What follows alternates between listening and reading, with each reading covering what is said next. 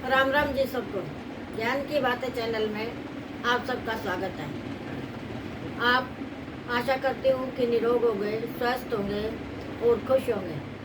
मैं परम पिता परमात्मा से प्रार्थना करती हूँ कि आप हमेशा खुश रहें, हंसते मुस्कुराते रहें।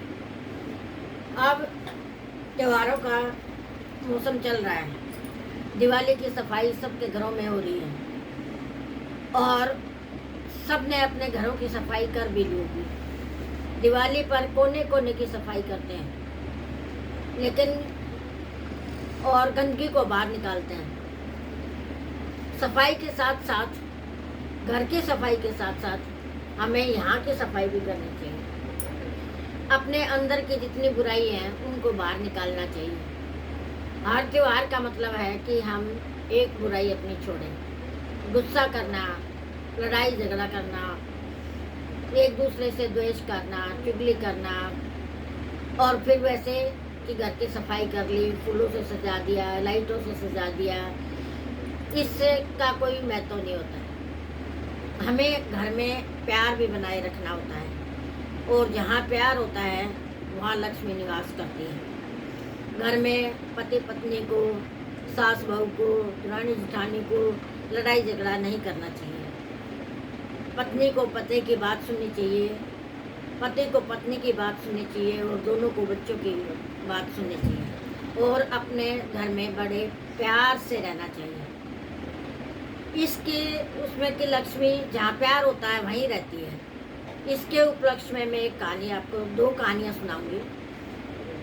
एक कहानी आपको सुनाती हूँ। एक सेठ था, अपार धन संपत्ति थी उसके पास, बहुत संपन्न था, व्यापार बड़ा अच्छा चल रहा था।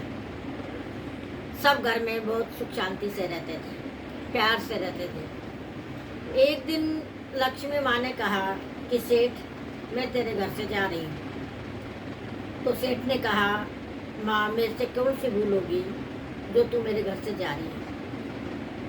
लक्ष्मी माँ ने कहा कि मैं एक जगह कभी नहीं रहती, मैं चंचल हूँ, मैं एक जगह स्थिर नहीं रह सकती। तो तू अपना एक बार मांग ले, कोई भी। तो सेठ ने कहा, ठीक है माँ, अगर नहीं मानती तो मैं क्या कर सकता हूँ, लेकिन वर मैं कल मांगूंगा पूछ कर। सेठ ने अपने बच्चों से पूछा कि क्या चाहिए। लड़कों ने कहा कि पिताजी सोना चांदी हीरे जवाहरात मांगो, बैठकर आराम से खाएंगे। एक बहू ने कहा कि मुझे संतान नहीं है, संतान मांग लो। अब पड़ोसी ने कहा कि क्यों तू संतान मांग रहा है, क्यों तू धन दौलत मांग रहा है, तू अपनी आंखें मांग ले।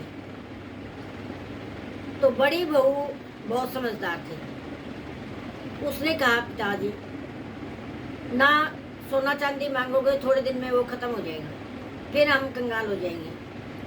वो संतान तो ईश्वर दे ही देगा, आज नहीं तो कल। आप एक काम करो कि लक्ष्मी माँ को कहना कि हे माँ, जब धन संपत्ति चली जाती है तो घर में लड़ाइयाँ शुरू हो जाती हैं।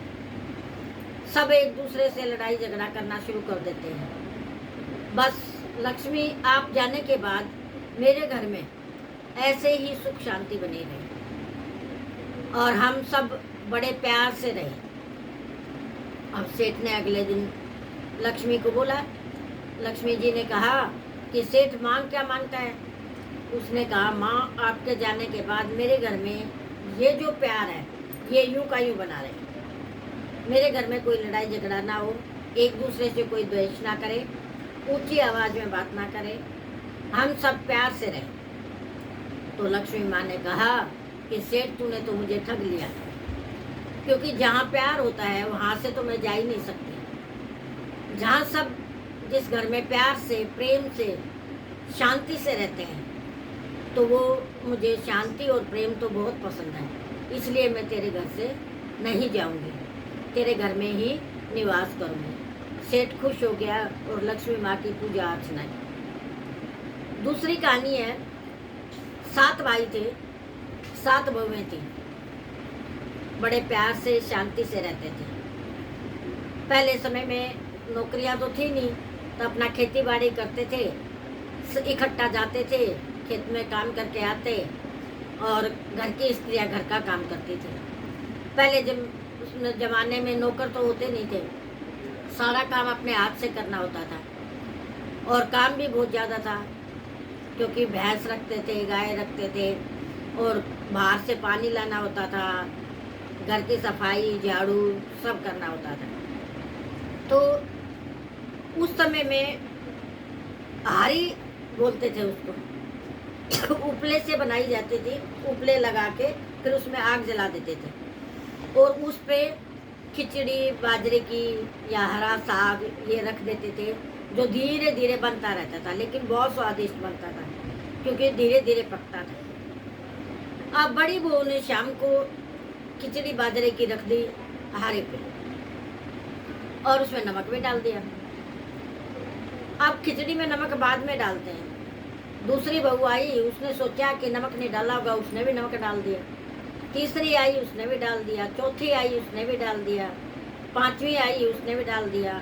छठी आई, उसने भी डाल दिया। सातवीं आई, उसने भी डाल दिया। अब इतना नमक उसमें हो गया और सब अपने अपने काम में लगे। किसी ने किसी को नहीं बताया कि मैंने नमक डाल दिया।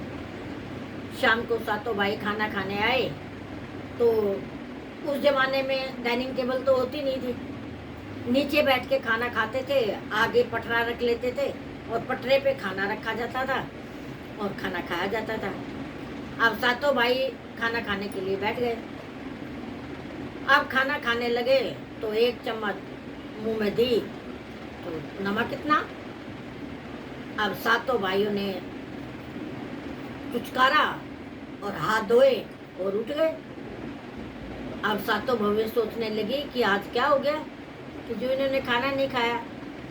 अब आजकल की लड़कियों की तरह था नहीं, पहले बहुत सोच समझ के पतियों से बोला जाता था।